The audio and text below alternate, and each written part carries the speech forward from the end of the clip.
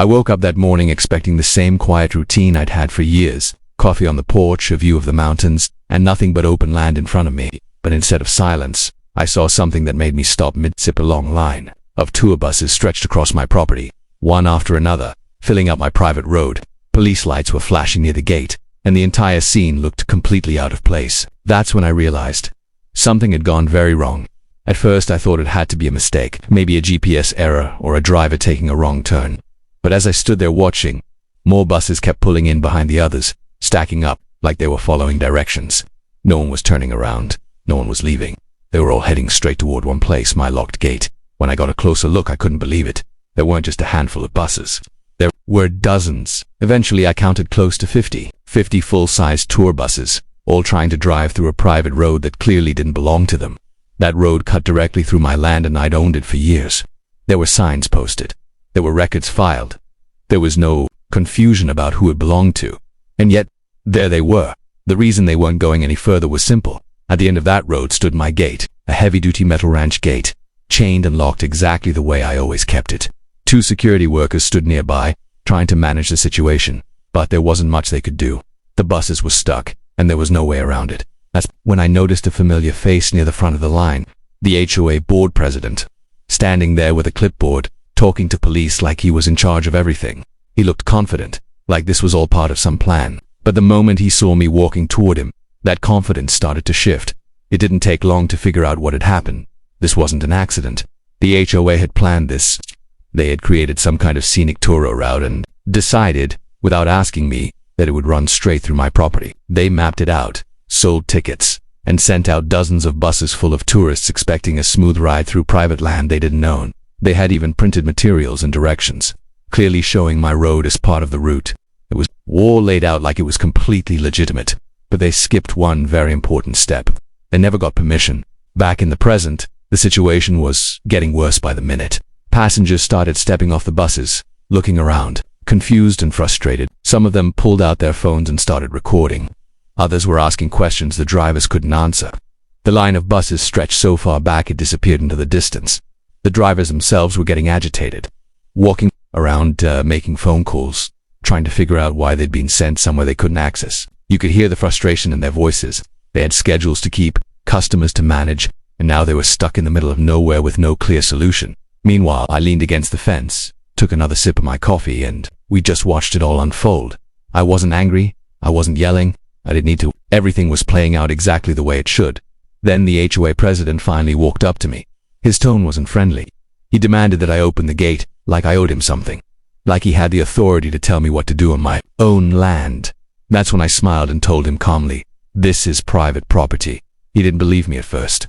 So I went inside, grabbed my documents, and handed them over to one of the officers. Property lines, ownership records, legal, access rights, everything was clearly stated. The officer looked through the paperwork carefully, then turned to the HOA president and asked him a simple question.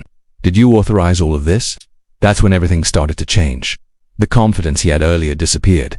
He tried to explain, tried to justify it, but it wasn't working.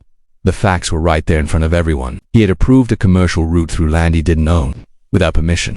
And now 50 buses were stuck because of it. As more buses arrived and the line grew longer, the situation turned into complete chaos. Tourists wandered around, taking pictures, some amused, others annoyed. Drivers argued on their phones, trying to get instructions. Police began blocking off the road behind the buses, making it clear that no one was moving until things were sorted out. The HOA president stepped away and started making calls, pacing back and forth. His tone had completely changed. There was no confidence left, only stress and urgency. He knew this wasn't going to be easy to fix, and me, I stayed right where I was, calm, quiet, and watching. Eventually, the officers began explaining the situation to the drivers: unauthorized access, private property, legal violations. It didn't take long before the drivers turned their attention to the HOA president. They wanted answers. They wanted to know who put them in this position. The pressure built quickly. Voices got louder. Frustration turned into confrontation. And just like that, the person who thought he was in charge found himself at the center of the problem. That's when I made a call on my own. I contacted my lawyer and explained everything that was happening. He listened, asked a few questions, and then let out a short laugh before saying, "I'll be there soon." While we waited, reports were being written. Officers documented everything: the buses, the blocked access, the unauthorized use of private land. The situation was being recorded from every angle, including by the tourists who were now posting videos online before long. Representatives from the bus companies started arriving and they were not happy. They had lost time, disrupted schedules, and now had customers demanding refunds. They wanted to know exactly who was responsible, and all signs pointed to one person.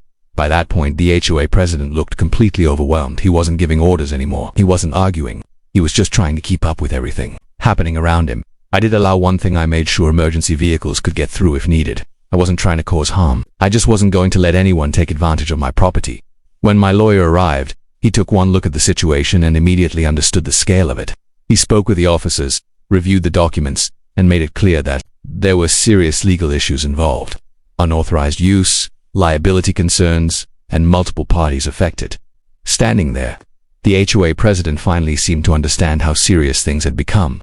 This wasn't a small misunderstanding anymore. It had turned into something much bigger, with consequences he hadn't anticipated. One by one, the buses had to start backing out, slowly, carefully, reversing miles down the road they came from. It took hours to clear everything out. Drivers were exhausted, passengers were frustrated, and the entire situation had become a public spectacle. Over the next week, things only got worse for the HOA. Emergency meetings were called. Board members argued, trying to figure out what went wrong and who was responsible. But the evidence was clear, and there was no avoiding it. Eventually, the president stepped down.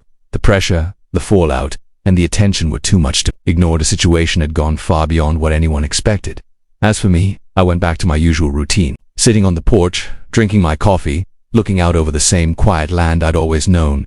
The road was empty again. No buses, no chaos, just peace. In the end, it wasn't about getting even. It was about standing your ground and knowing your rights. Because if you don't, someone else might decide they can use what's yours without asking. That gate stayed locked, just like always. And now, everyone knew why.